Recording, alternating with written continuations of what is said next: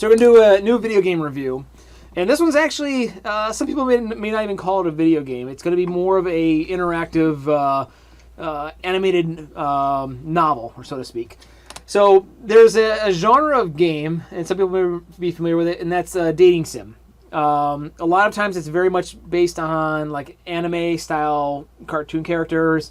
And the idea is usually you're trying to, either get a date with somebody, or if there's more of the R-rated ones, you're trying to hook up with somebody as a dating sim, and it's a whole high school thing. Ooh, it's not my genre. It feels very waifu incelish, and so it's not my genre, but I am familiar with it. Yes, it probably plays down to a lot of incel type stereotypes. He really tries to argue he's not into this, but it just sounds worse for him. It does. So I'm familiar with it. Not really, I haven't played it and stuff like that. It feels very weird, especially now that I'm in my 30s. It's even more weird. But I tried out this one game called Doki Doki Literature Club because I'd heard it was a horror game. And what we'll do is we'll put some pictures up here. There's not a whole lot of animation. See, I did. There. Yeah, I do want to get actually capture some camera or video I can capture of here for some future video game reviews. But all you have to know is it's a dating sim. And you're meeting some girls in a literature club, and it's focused on poetry. They had some cool things. The other characters that are there, they actually write some poems. They had some well-written poems. And a pretty cool feature that was in it is you create your own poems choosing words. You don't actually write the poems, but they give you a list of words, and you choose what kind of word you want to put into your poem. And depending on whether this girl is more dark and gothic or more bubbly personality, the words you choose will kind of endear you toward that certain girl. It plays into that whole, dating sim thing where you're trying to get one girl to really like you, but then it just goes completely off the rails. I'll give the non-spoiler review. I thought it's a very cool experiment. It's a very experimental game. It's very short.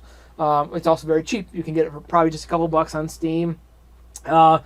But it completely breaks the fourth wall. It doesn't just break the fourth wall; it smashes the fourth wall. It feels like very much a dating sim game for the longest time, and then suddenly it goes super dark, and then it goes super weird, and you're trying to figure out what's going on there, and it leaves you feeling very uncomfortable. I do highly recommend it if you can deal with the whole dating sim aspect, because it does feel weird that you're trying to get to know some high school girls. If you're playing an adult, it feels dirty. So there's a reason I don't play dating sim games. It feels dirty. It feels dirty. I did play it though because I knew that's not where it's going. It goes in honestly a darker direction. So I guess it doesn't feel dirty. It just feels creepy. So non-spoiler review. Check it out if you're familiar with dating sim games and you're trying to do the branching communications like that. I did feel it wasn't super interactive. A lot of it was just you just go through the dialogue and you read through it. That's why it's more of a novel. Usually in a dating sim game or any sort of relationship game, you try to build a relationship up and you get to know somebody. You're choosing what path you want to go. It didn't have a whole lot of that. And that's my only disappointment was that it was very much streamlined. There wasn't a lot of choice. It ends up just kind of going linear. But it was a very cool experiment, and it definitely gets into horror territory. So I'll stop there. That's the review. For the spoiler ones, if you're not going to play or just kind of curious, oh my goodness.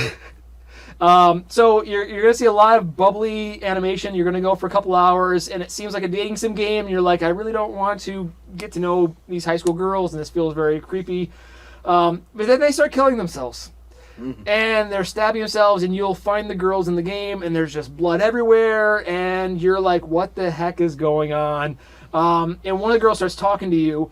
That's where it goes into horror territory.